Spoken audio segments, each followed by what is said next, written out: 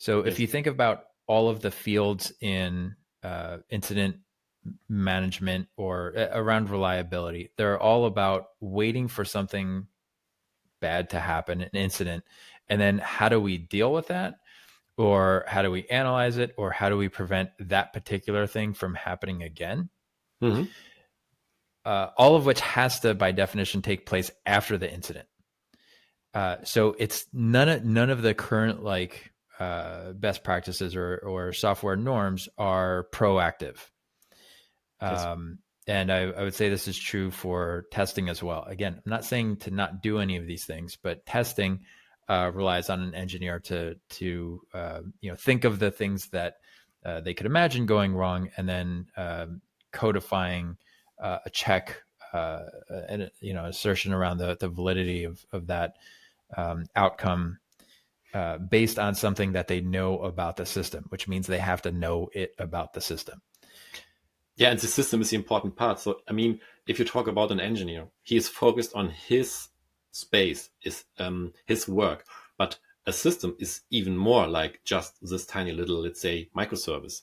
It contains a lot of more moving parts from technical sides, but also the organizational, the people, the processes, all that is needed to run and operate such a system. So, I mean, you need to test it at a large scale. Yeah, and even so, I'll draw a distinction between testing and experimentation, but even still, like that's still a reactive thing Yeah. when somebody writes a test about something that they know that the system already does.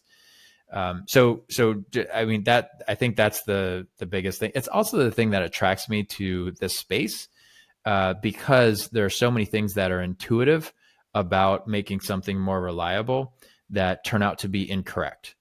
So, for example, you'd think, oh, if I just spend more time being really precise about what the system does, then I'm going to make it more stable. The interesting outages are things that you couldn't anticipate. So, sitting and putting brain power on it generally doesn't make a system safer. You think, oh, well, if I put a bunch of guardrails on something, that'll keep it on the road.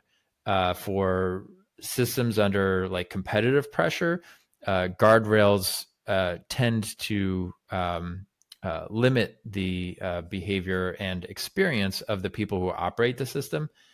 And that's what saves those systems from catastrophic outages or failures.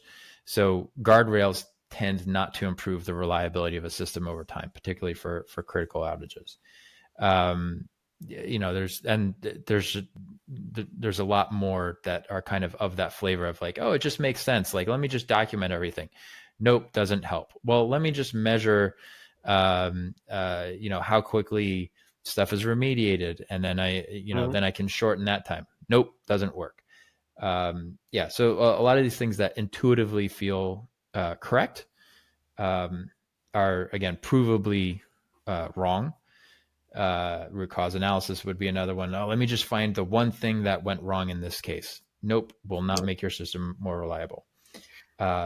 And so, instead, chaos engineering is part of a shift to an empirical practice and an experimentation practice. What basically the success of the healthcare system in the United States in Western culture is based on.